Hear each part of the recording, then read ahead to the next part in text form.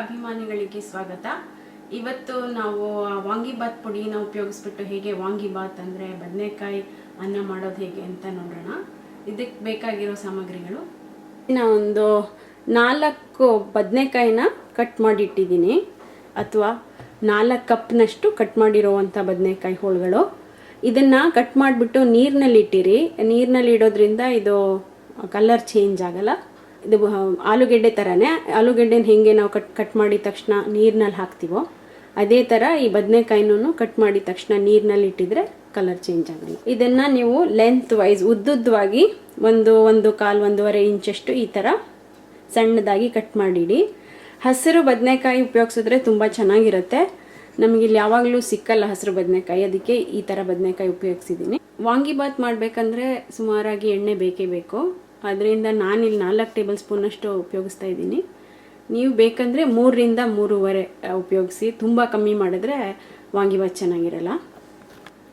1 tea ಸ್ಪೂನ್ನಷ್ಟು ಸಾಸಿವೆ, 1 table ಸ್ಪೂನ್ನಷ್ಟು ಉದ್ದಿನಬೇಳೆ ಮತ್ತು ಅರ್ಧ ಟೇಬಲ್ ಸ್ಪೂನ್ನಷ್ಟು ಕಡಲೆಬೇಳೆ, ಸ್ವಲ್ಪ ಇಂಗು, 1/4 ರಿಂದ 2 ಟೀ ಚಮಚದಷ್ಟು ಉಪ್ಪು, ಸ್ವಲ್ಪ ಕರಿಬೇವಿನ ಸೊಪ್ಪು, 1 ಟೀ ಸ್ಪೂನಷ್ಟು ಬೆಲ್ಲ, ಹುಣಸೆ ಹಣ್ಣನ್ನು ಸ್ವಲ್ಪ ಒಂದು ಚಿಕ್ಕ ನಿಂಬೆ ಹಣ್ಣಷ್ಟು ತಗೊಂಡು ಅದನ್ನು ನೀರಲ್ಲಿ ನೆನೆಸಿಡಬೇಕು, 3 ಟೇಬಲ್ ಸ್ಪೂನ್ನಷ್ಟು ವಾಂಗಿಬಾತ್ ಪುಡಿ, ಸ್ವಲ್ಪ ಅರಿಶಿಣ, ಮತ್ತು ನಮಗೆ ಸುಮಾರಾಗಿ 2 ಕಪ್ನಷ್ಟು ಅನ್ನ ಬೇಕು. ಸೊ ನಾ ಇಲ್ಲಿ 1 ಕಪ್ ಅಕ್ಕಿನ ಚೆನ್ನಾಗಿ ತೊಳೆದ್ಬಿಟ್ಟು 2 ಕಪ್ ನೀರು ಹಾಕಿ ರೈಸ್ ಕುಕ್ಕರ್ನಲ್ಲಿ ಮಾಡಿಟ್ಟಿದ್ದೀನಿ.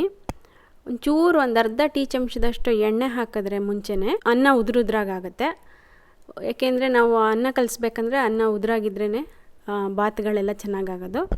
ಸೊ ನೀರಿನ ಕ್ವಾಂಟಿಟಿ ಅಕ್ಕಿ ಮೇಲೆ ಡಿಪೆಂಡ್ ಆಗಿರುತ್ತೆ. ನಿಮ್ಮ ಹತ್ರ ಯಾವ ವೆರೈಟಿ ಅಕ್ಕಿ ಇದೆಯೋ ಅದಕ್ಕೆ ತಕ್ಕಂಗೆ ನೀರು ಹಾಕಿ ಉದುರಾಗಿ ಅನ್ನ ಮಾಡಿಟ್ಕೊಳ್ಳಿ.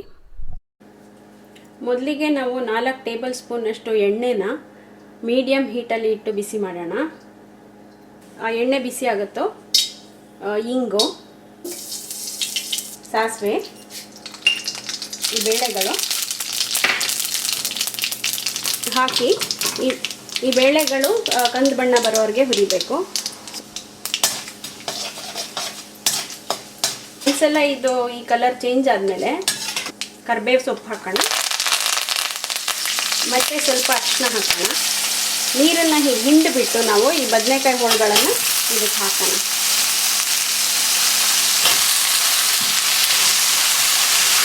ಮಿಕ್ಸ್ ಮಾಡಿ ಒಂದು ಮುಚ್ಚಳ ಮುಚ್ಚಿಬಿಟ್ಟು ಒಂದು 5 ನಿಮಿಷ ಹಾಗೆ ಬೇಯಲಿ. 5 ನಿಮಿಷ ಆಗುತ್ತೋ ಈ ಥರ ಇರುತ್ತೆ. ಮಿಕ್ಸ್ ಮಾಡಿ ಉಪ್ಪು ಹಾಕೋಣ. ಇದಿನ್ನೂ ಸರಿಯಾಗಿ ಬೆಂದಿಲ್ಲ, ಇನ್ನೂ ಅರ್ಧನೂ ಬೆಂದಿಲ್ಲ. ಸೊ ಮುಚ್ಚಿಬಿಟ್ಟು ಮತ್ತೆ ಇನ್ನೊಂದು 2 ನಿಮಿಷ ಹಾಗೆ ಇಡ್ತೀನಿ. ಈಗ ಮತ್ತೆ ಒಂದು 3 ನಿಮಿಷ ಆಯಿತು. ಇದು ಚೆನ್ನಾಗಿ ಬೆಂದಿದೆ. ಈಗ ಇದಕ್ಕೆ ನಾವೀಗ ಪುಡಿ ಹಾಕೋಣ. ಬೆಲ್ಲ, ಇದನ್ನು ಚೆನ್ನಾಗಿ ಕಿವುಚಿಬಿಟ್ಟು ರಸನ ಹಾಕೋಣ.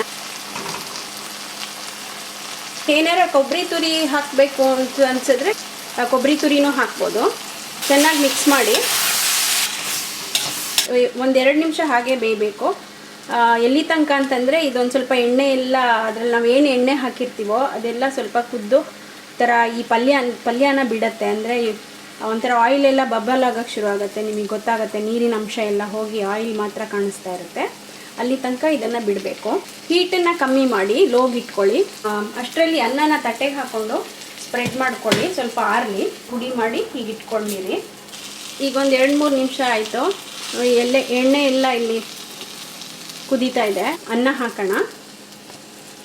ಅನ್ನ ಹಾಕಿ ಜಂಟಲಾಗಿ ಕಲಸಿ ಚೆನ್ನಾಗಿ ಮಿಕ್ಸ್ ಮಾಡಿ. ಚೆನ್ನಾಗಿ ಈ ಥರ ಮಿಕ್ಸ್ ಮಾಡಿದ್ಮೇಲೆ ಮತ್ತೆ ಮುಚ್ಚಿಬಿಟ್ಟು ಒಂದು 3-4 ನಿಮಿಷ ಸಣ್ಣ ಉರಿನಲ್ಲಿ ಹಾಗೆ ಬಿಟ್ಟಿರಿ. ಈಗ 5 ನಿಮಿಷ ಆಯಿತು. ಇದನ್ನು ಆಫ್ ಮಾಡ್ತಾ ಇದ್ದೀನಿ. ಮತ್ತು ಈಗ ರುಚಿಯಾದ ಇದು ವಾಂಗಿಬಾತ್ ತಿನ್ನೋಕ್ಕೆ ಸಿದ್ಧವಾಗಿದೆ. ನೀವು ಕೂಡ ಇದನ್ನು ಮಾಡಿ ನೋಡಿ ನಿಮ್ಮ ಅಭಿಪ್ರಾಯನ ಖಂಡಿತ ನಮಗೆ ತಿಳಿಸಿ. Thank you.